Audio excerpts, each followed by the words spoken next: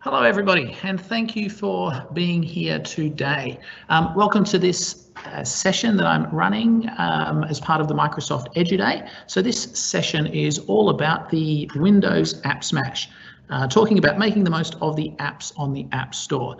Now look, before we get into things, I might just tell you that my name is James Jenkins and I'm the Director of Learning Innovation at Canterbury College, which is between Brisbane and the Gold Coast. As we go through, there's a Q&A, as I'm sure you're already familiar with. So if you want to pop any questions into the Q&A, Chanel, who's the moderator of the session, may get back to you. And there's also hopefully going to be some time at the end when we can answer some questions that come through. I would like to begin by acknowledging the Yugambeh people, the traditional custodians of the land that I am presenting from, and pay my respects to their elders past and present. And I also extend that respect to Aboriginal and Torres Strait Islander peoples that are here with us today. Okay, as I've said, please use the Q&A function. These sessions are recorded, so please post questions anonymously if you don't want to share your name. And the recordings of these events today will be made available via the Microsoft team after the event, and also, as Travis mentioned this morning, on the YouTube channel next week. Now, if anybody is experiencing any sound problems, if you cannot hear me at the moment, the easiest solution for that is just to try closing the meeting and coming back in again. Okay, as I mentioned, Windows App Smash. There are so many good apps that we can use in education these days. In this short session, I'm going to mainly look at three of them. That is the Photos app, or Photos/Video Editor app, the Paint 3D app, the Whiteboard app, and then depending on how much time we've got, I've got a few more that I would like to run through as well. 45 minutes is not very long to go through all of these, so we'll see how we go. But look, if you've got any questions, please post them. And the other thing is, if I just go back here, you'll notice my Twitter handle there at Jenkins_75. More than happy to connect with any of you about any of the apps that I go through today.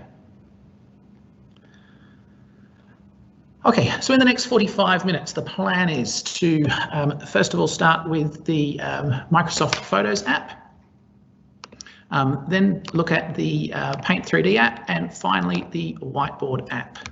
You'll notice today for my presentation, I'm using OneNote. OneNote is the tool that I guess I use most in the classroom. It's a tool that I think is extremely versatile, and so today's presentation is going to go through that as well.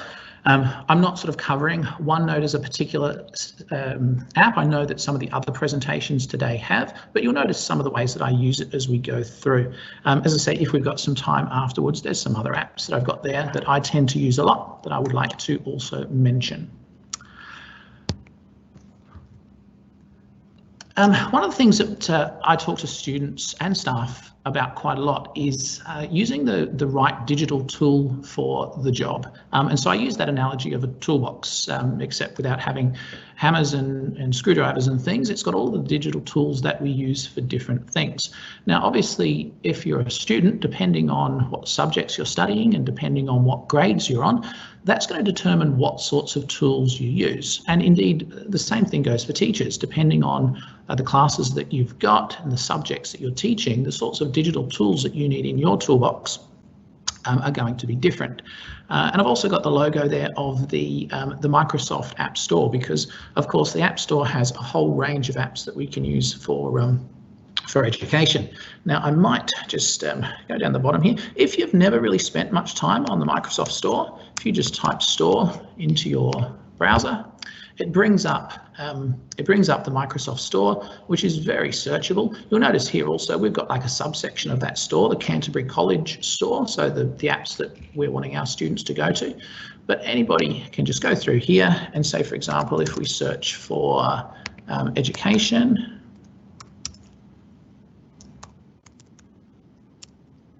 it will bring up, so we can see that we've got like about 2,000 apps that are related to education in the App Store. So If we were to show all, there's a whole range of those that you could go through and have a look at.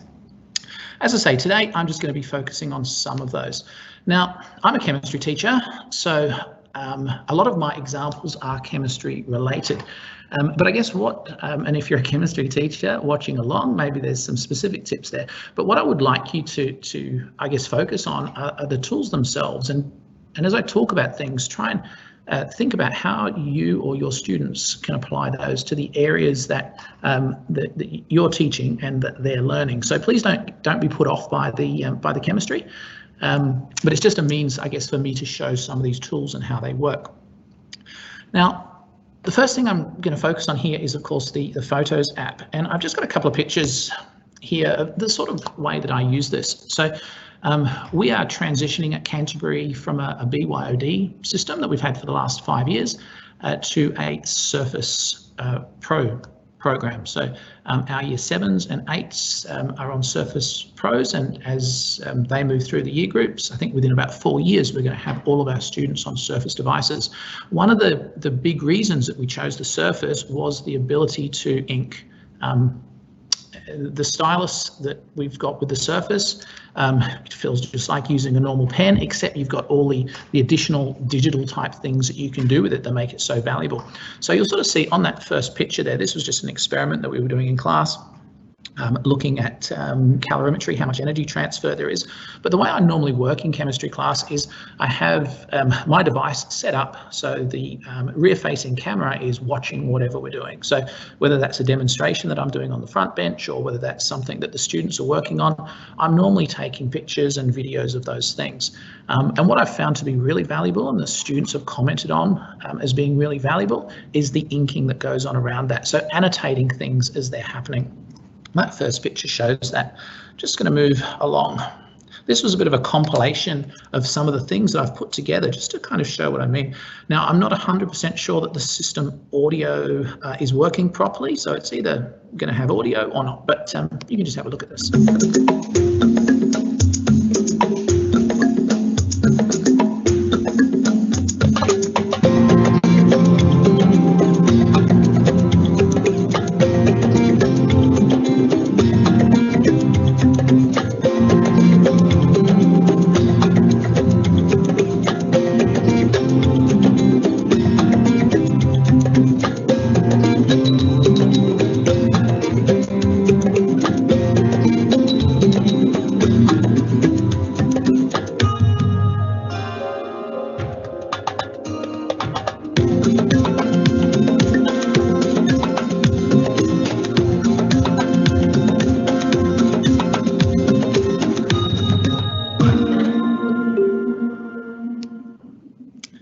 Okay, just out of interest, Chanel, did I have audio there?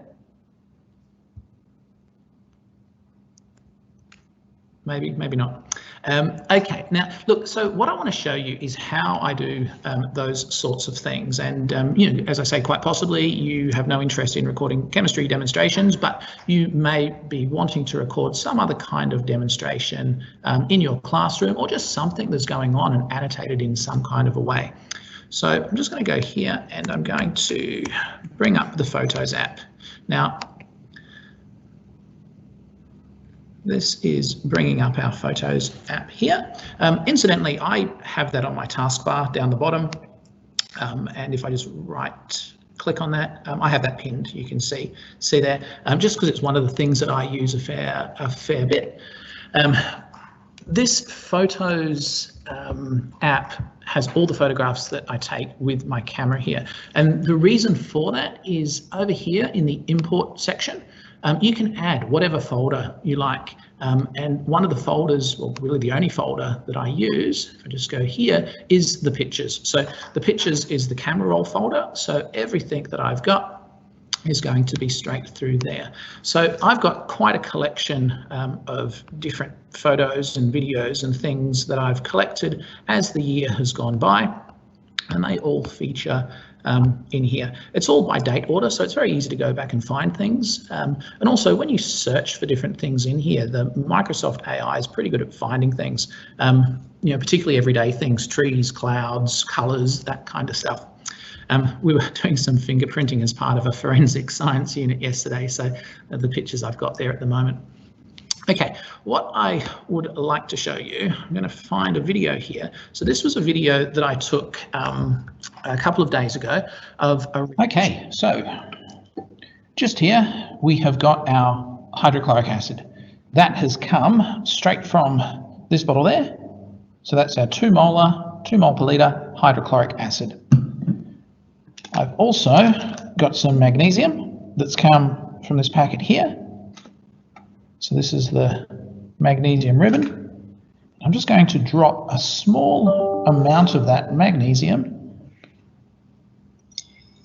into here.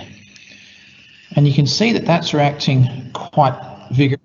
Okay, anyway, the video goes on and it shows this little process that's happening here. But what I'm wanting to do is I'm wanting to give it a little bit of annotation just so as the students can understand what's going on. And of course, some of them will know exactly what's going on, but I think having that visual, the visual cues there as I'm talking about things in the video, but they can also see things, see formulas, that kind of stuff is quite useful.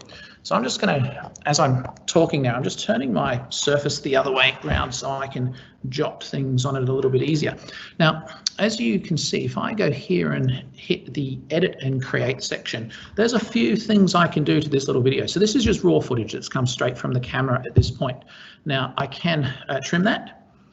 That's one of the things that I can do. But where have we gone? Sorry. I think I hit something I shouldn't have. Okay, let's go back. Okay, so trim is one of the options. And if you go, it doesn't like me doing that with what I'm doing for some reason. Apologies. Let's not try and trim anything right now. But you'll see that is an option. Okay, so just here.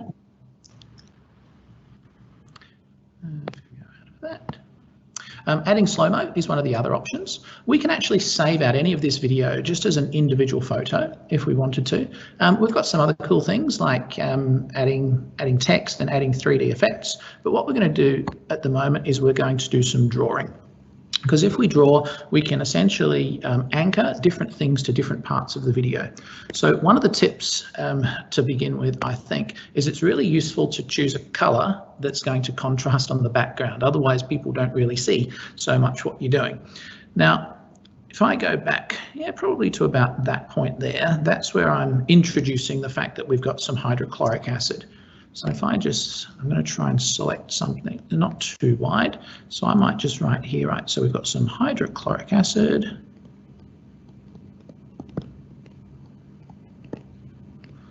And for anybody that might have forgotten, I'm just putting down that, okay, so that is HCl. And that's all I'm going to do at that point. And then I simply allow this to go a little bit further on. Okay. To this point where I'm starting to mention, okay, that I'm using some magnesium. Now, at this point, I might remind people that magnesium, when it reacts, is going to have a charge of 2+, because that's important for the reaction when they're going to balance the equation. So go a little bit further. Okay, now that's the point where we're actually reacting. I might just choose a different color here. Okay, so I might put down, right, so this is some acid plus a metal, and that's going to a salt plus hydrogen. Okay, so I've got that there. That's the equation that I want you to know. But of course, that has to be a balanced equation, so we might just go a red there. Okay, I'm going to need... there's a 2 there, and I have to put a 2 there. Okay, so people know what's going on. That goes a little bit further. Okay, at this point, we're showing that this is where the hydrogen gas is coming from. Okay, now just for the purposes of the video and our session today, I don't want that to go for too long. So I'm just going to go all the way back here, and we'll see what that looks like. Okay, so just here we have got our hydrochloric acid. That has come straight from this bottle there. So that's our 2 mole per litre hydrochloric acid. I've also got some magnesium that's come from this packet here. So this is the magnesium ribbon. I'm just going to drop a small amount of that magnesium into here. And you can see that that's reacting quite vigorously. So you can see the hydrogen gas that's being produced there. What you can't see. Okay, so let's just assume that we've done the whole thing and we're happy with that. If everything's good, we can simply save a copy here. And what that does is it lets the ink dry. This does take a little while sometimes. But once this has all been completed, we end up with that finished video. That finished video simply goes back into your photos gallery where all those other photos were, and it's then very easy to share it and put it somewhere else. So look, because that's just taking a little while at the moment, if I just go back into the OneNote, I might just show you. So all of these videos that are on my OneNote have been done in that same way. And what I'm doing, I'm simply sharing those videos from Microsoft Stream. That means that they're not using up a whole lot of space on this OneNote document. As I say, they all just go through Stream. So I might just show you. If I just go to Edge for a moment, and we just go to Microsoft Stream.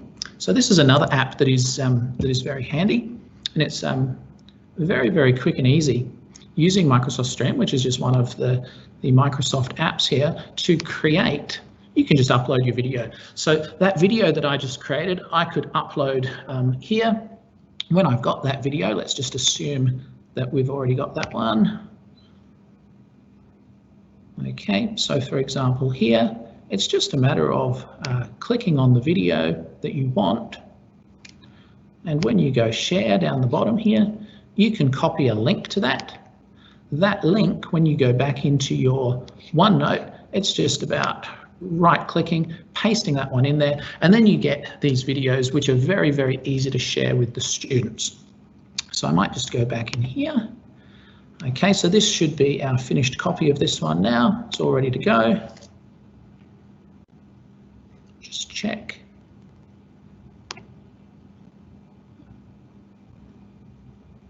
Okay, so just here we have got our, so that's the video. Now just while we're here in the Photos app, I wanted to show you how you can create like a larger video project, which is a compilation of a range of things. So if we just go up here, in fact, let me choose the inking and chemistry one. So this was the one that we had a bit of a look at the start. Now what we've got here is a whole range of different pictures and video clips and things like this, and they've just all come from the collection. You can add more of them. So if we go back to the collection, for example, just taking a little while, let's go back up, find something a bit further up. Like say, for example, if I wanted to, I'll just find a, let's say I wanted to add this picture here, and I could click as many of these as I want, and it just adds it. And from all of these pictures that we have in the project library here, it's just a matter if we want to use those pictures of bringing them down, and they then form part of our timeline. Now, as it happens, I don't actually want to use that one, so I'm going to delete it. But just to give you an idea of the sorts of ways we can manipulate this, if we go to any particular, like if I choose a picture here, for example, when that little blue line is on this picture, I can control the duration that shows up on the video. I can add some text in if I want to. Okay, so that text allows me to use a whole lot of different styles and things and positions them in different places. I can also change the motion, so that's kind of the zoom in, zoom out type things. I've got filters I can use. One of the really neat things you can also do is add 3D effects. Might just go down to the end of the video. Like if I go to this one, for example, so this was just an activity where we made some polymer type slime. if I wanted to add a 3D effect to this, okay, so one of the ones that I've used a couple of times lately is this sci-fi portal. So for example, you can bring that one over, okay, and we can maybe make it a little bit larger, and we can position it, and we'll click done. And here this line shows you sort of the duration that that's going to occur for. And now if we just look at the end of this video,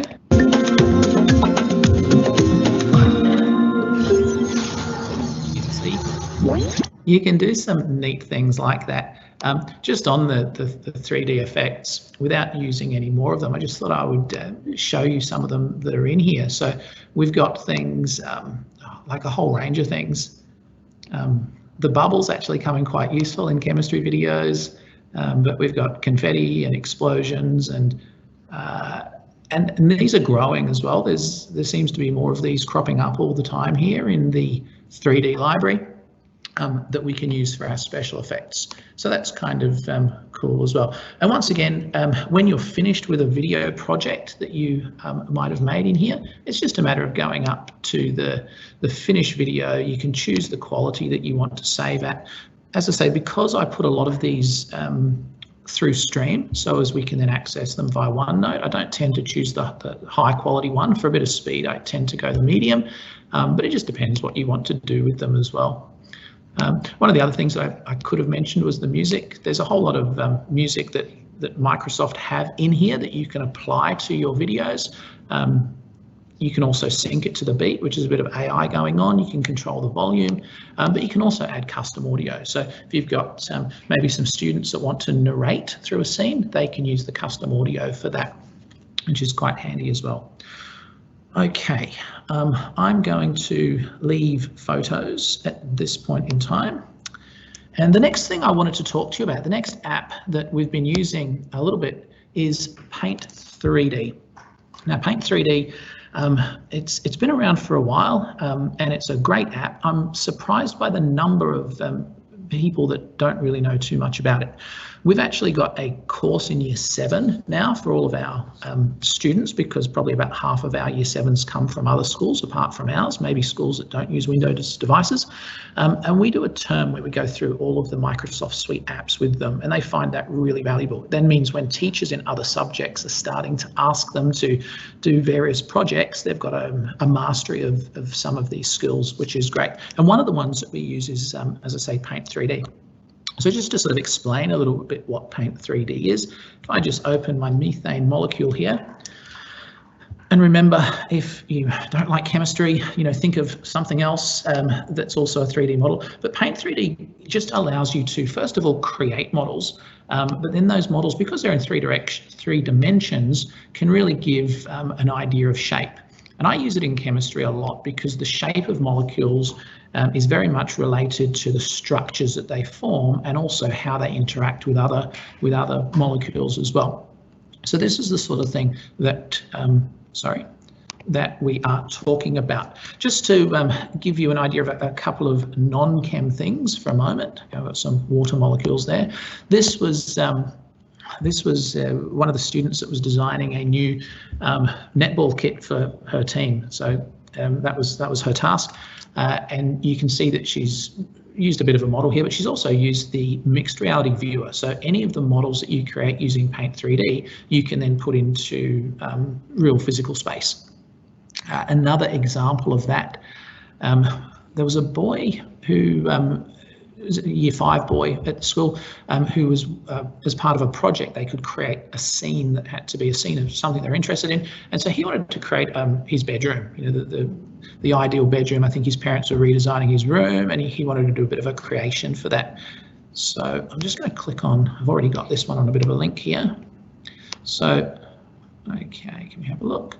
All right, so this is the sort of thing that we've got. And if I zoom in a little bit, you can see there's a whole lot of detail in there, right up to the computer screen where he's got the Windows screensaver on there. So all of these models were created by him and put together in a scene. So it's a really powerful program for doing these sorts of things. which is great. So what I'm going to do is just show you how you use Paint 3D. But just before I do, that program we run in Year 7, one of the first things that we talk to them about is these 3 videos. So there are a series of videos on Paint 3D on YouTube. I think there's about 18 in all, and they're all produced by Microsoft. And one of the reasons I show them to the students is they can get a lot more out of the videos in 2 or 3 minutes than I can explain in 2 or 3 minutes. And these 3 in particular are a great starting place. So it's the overview of the program, it's then the 3D shapes, and lastly the stickers and textures. So for anybody that's sort of thinking that they would like to get into the Paint 3D a little bit more, I strongly suggest watching these 3 videos to start with, and you can find them, as I say, on YouTube there, and they only go for a few minutes. But what I might do is just I'm going to open up Paint 3D.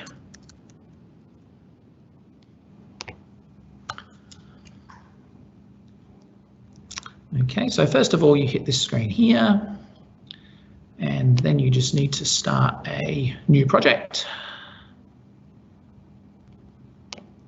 It's just taking a moment. Okay, here we are.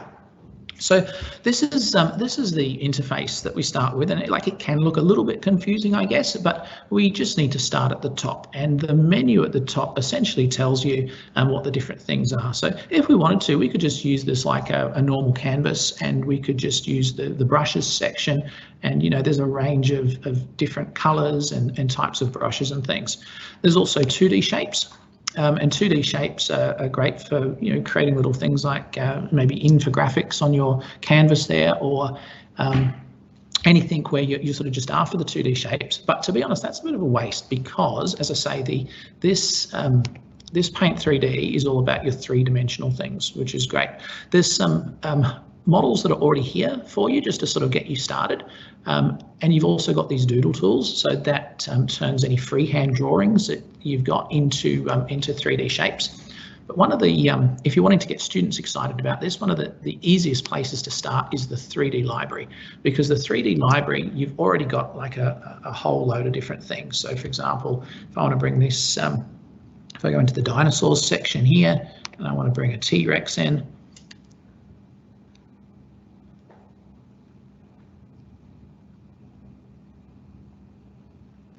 okay, there we are. And once you've got your image, it can turn around in whatever dimension you're kind of after, relative to the canvas that you've got, which you can also turn on and off, by the way, that canvas as well. So that's the 3D library. What I often say to the students when they're using things in the 3D library is I want you to modify these in some way. So happy for you to go and find other people's constructions and things, but when you bring it in, you might want to change the color, you might want to add something else to it, do something just to change it a little bit in some way, to make it yours. And often what I find is that students will combine things from the library with their own original 3D shapes in order to make whatever they're after. I just want to show you, if I get rid of the dino, because I don't actually need him here at the moment, just going to show you something very, very simple, a bit chemistry-ish. Right, so if I'm going to start with, I'm just going to make a water molecule. So I might just, running a little bit slow. I think it's just because we're running through Teams. Okay, and I might just change the color of that one, might make that red, and then I'm just going to copy that and make another one. Okay, now I don't know if you've really thought too much about water molecules, but the shape of them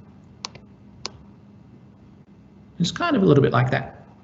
And once you've got your pieces together, you can just go up here and you can group them. And what that means is that now they're going to stay together.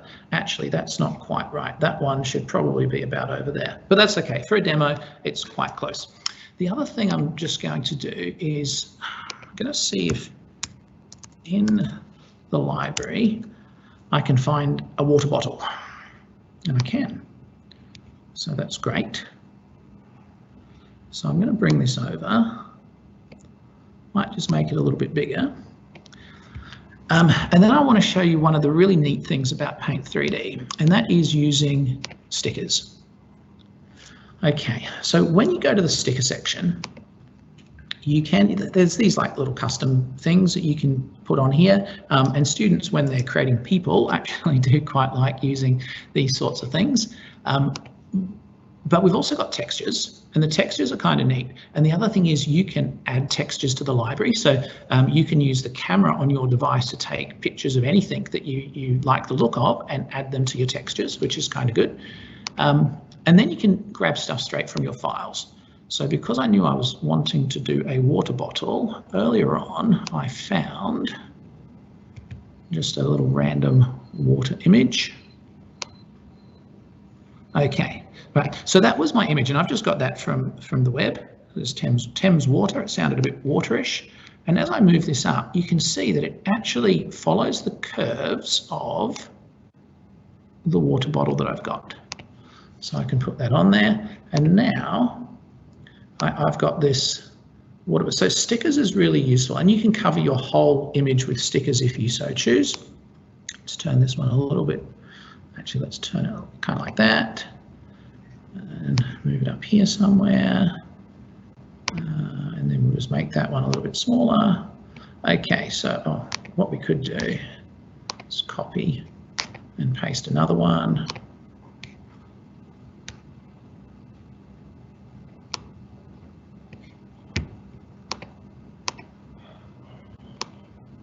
There we go. So we've got our water molecules that are coming out of the water bottle. And if I want to, I can get rid of the canvas. So show canvas. So that one can go on and off. I can also, if I choose to view this whole creation in mixed reality, up here, and that just uses your camera. I'm not going to do that at the moment because I seem to be running a little bit slow, but that just puts your whole object into the world that you're in at the moment, which is actually quite similar to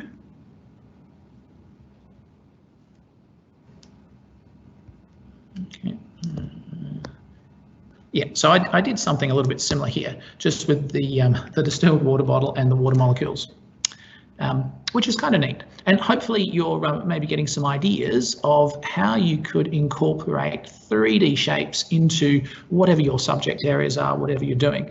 As I say, students really get into it. You know, if you've only got half an hour to spare, probably don't set them something in Paint 3D because you know they really want to spend you know, a couple of hours creating something pretty decent in here. So it might be a project that they can do over the course of a little while. Okay, the third of the things that I wanted to talk about was the Whiteboard app.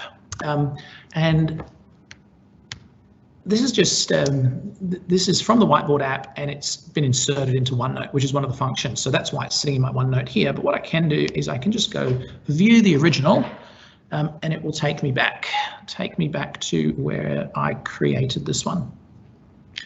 Now, possibly you were in Lynette's session this morning. She did a really great session on using the whiteboard.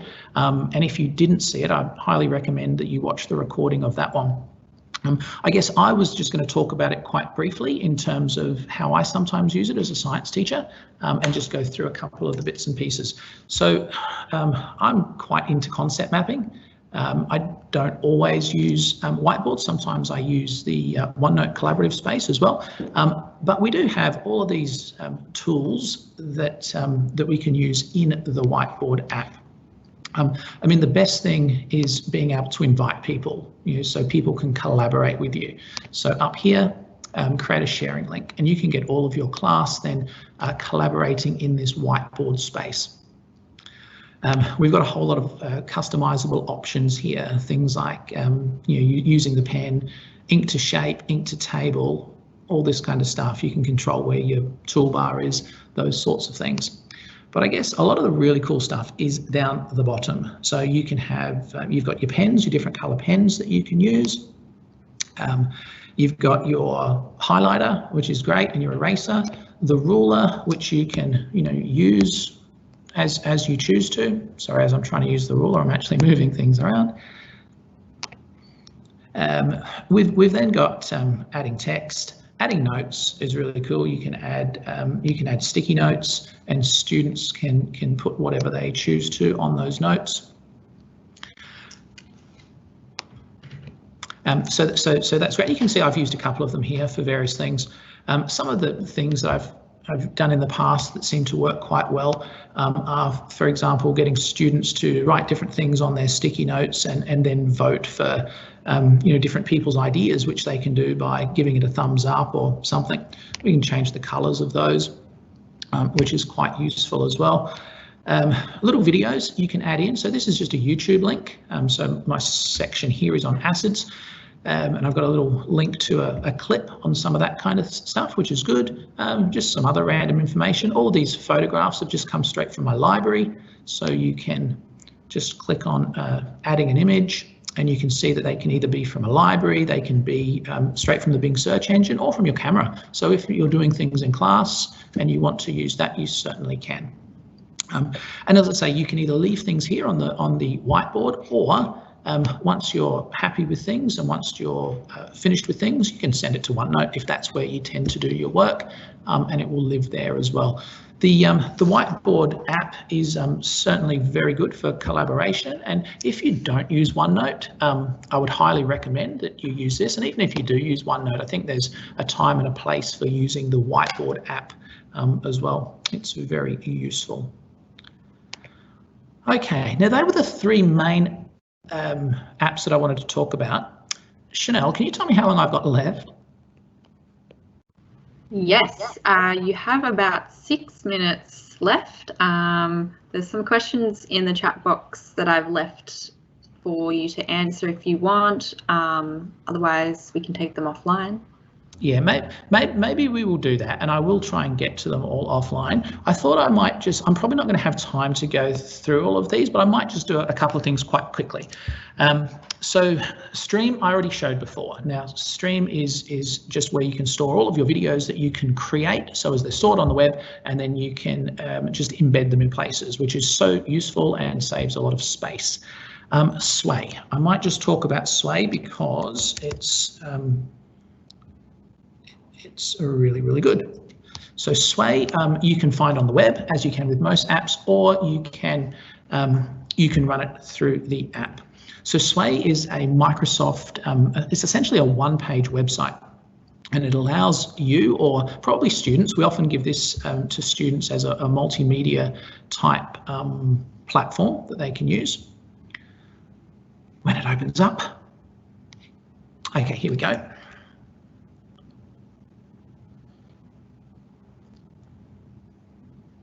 Okay, I might just open this one. So this was an assignment that a student did.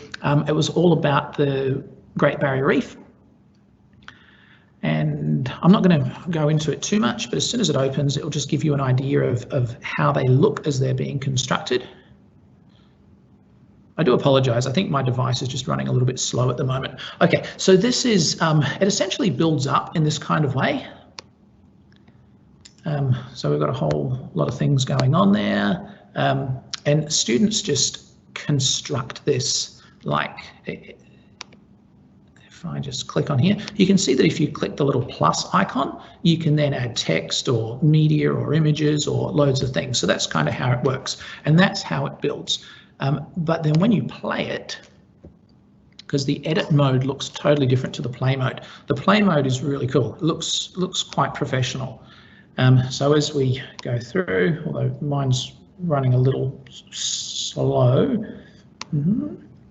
but yeah, it basically just plays through like this, and it does some really cool things like this here. For example, this was where we had like a whole lot of pictures under each other, but now when they're put on here, they're actually okay. So there's all these different effects that you can use with Sway, which make things very cool as well.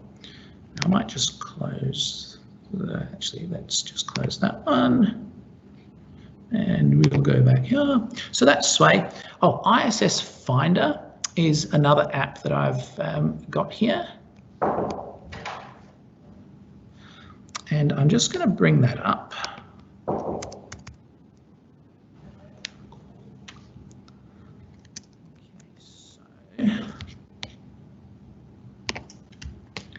So ISS Finder is an app that was created that you can find on the App Store, and it's all about the International Space Station.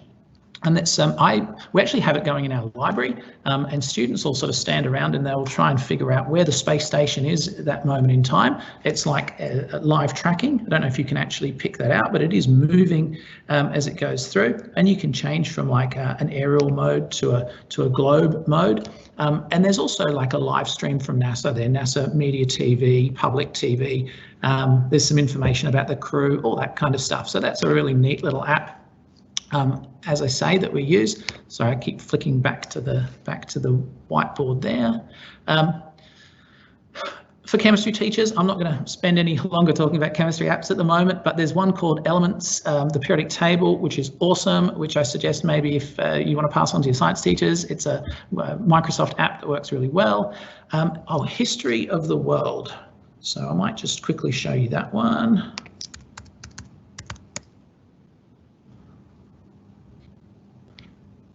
This is another one, the history students like it, but we've also got it up in the library, and people, it's all based on sort of, if you've got a touch screen, you can just essentially swipe through and you can get to different time zones or periods in history, sorry, which is really neat. And then if there's something in particular that you're interested on, you can open it up. It gives you a lot more information. But just gives you an idea of the different types of apps you can find in the App Store. As I say, there's just so many for different types of things that you might be interested in. I'm not going to open up maps, but I might just mention a lot of people use Google Maps, and I think for a while it was certainly the go-to place. The Windows Maps is drastically catching up, and the really cool thing about it is the pen. You can actually draw all over the Windows Maps. It's got an inbuilt pen function, which is really, really good. Translator.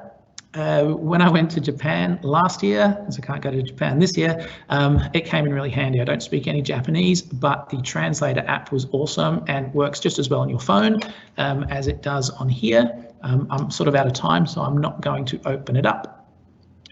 I might just mention Microsoft Edge though. We don't often think about that as an app, but it is a browser app. And one of the neatest things that we can do in Edge these days is collections. So this little icon here that you'll see when you open up Edge essentially allows you to bookmark the page that you're on, but then also bring across videos just by dropping and dragging them, as well as pictures and other things, and you actually form collections of things. So my collection here is on alkali elements. The students doing assignments love this because it just means that they keep everything together, and it's really, really useful when they're trying to then go back and create their assignment or whatever, because they've got all their information stored for them.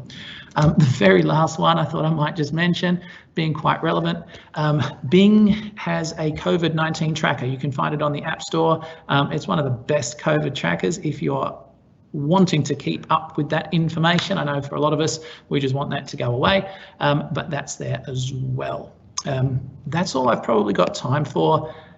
Sorry the last few were quite rushed, but you can certainly check any of those out. Okay, Chanel, how'd I go for time?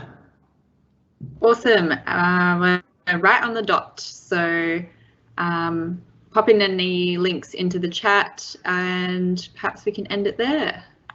We will do. And look, I'm happy to go into that chat. I haven't been checking the chat as I've been talking, but I'm happy to go through now. And if there's anything I can answer for anybody, I certainly will. And also, of course, if you want to connect up, as I say, you can find me there on Twitter, and more than happy to connect with anyone. All right. Thanks, everyone. Okay, thank you, everyone. Thank you for joining in. And if you're watching the recording, thank you to you as well.